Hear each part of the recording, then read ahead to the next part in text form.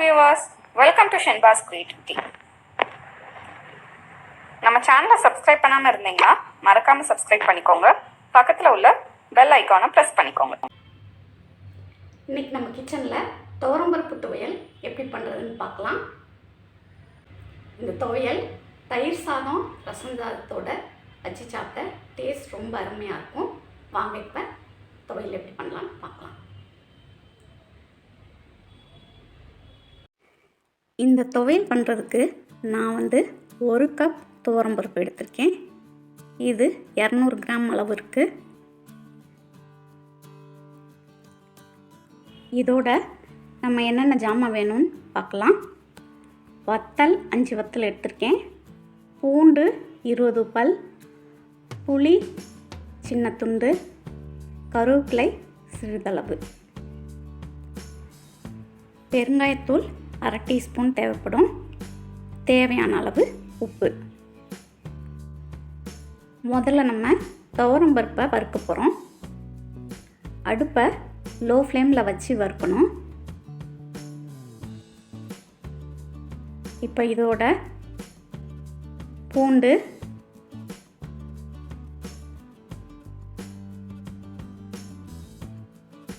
புளி, கறிவேப்பிலை, வத்தல் எல்லாத்தையும் சேர்த்துட்டு நல்லா செவக்க வறுத்துக்கலாம். இந்த துவரம்பருப்பு துவையல் ரசம் சாதத்தோட தயிர் சாதத்தோட வச்சு சாப்பிட டேஸ்ட் ரொம்ப அருமையாக இருக்கும்.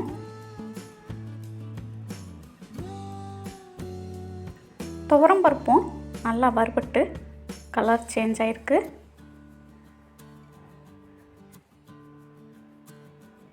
இதை இன்னும் 2 நிமிஷம் வறுத்துக்கலாம்.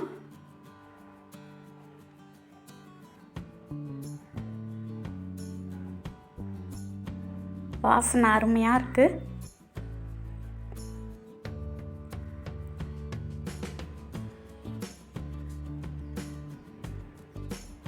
இந்த மாதிரி வறுபட்டுருக்கணும்.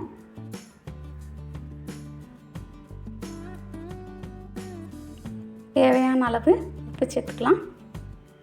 பெருங்காயத்தூள் 1/2 டீஸ்பூன் சேர்த்துக்கலாம். இதை நல்லா மிக்ஸ் பண்ணி விட்டுக்கலாம்.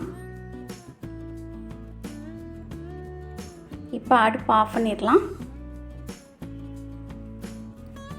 இப்போ இதை வேறொரு கிண்ணத்தில் ட்ரான்ஸ்ஃபர் பண்ணிடலாம்.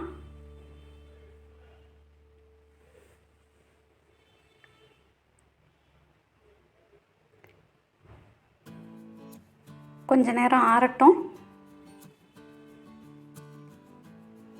ஆறின பிறகு மிக்ஸி ஜாரில் போட்டு தண்ணி ஊற்றாமல் ஒரு சுற்றி எடுத்துக்கிங்க.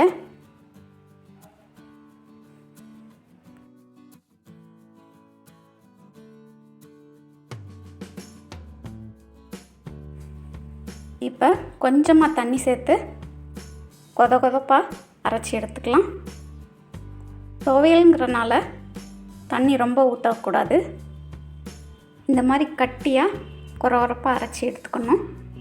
துவரம்பருப்பு துவையல் அருமையாக ரெடி ஆயிடுச்சு. நீங்களும் இந்த ரெசிபி கண்டிப்பாக உங்கள் வீட்டில் ட்ரை பண்ணி பாருங்கள். தேங்க்யூ.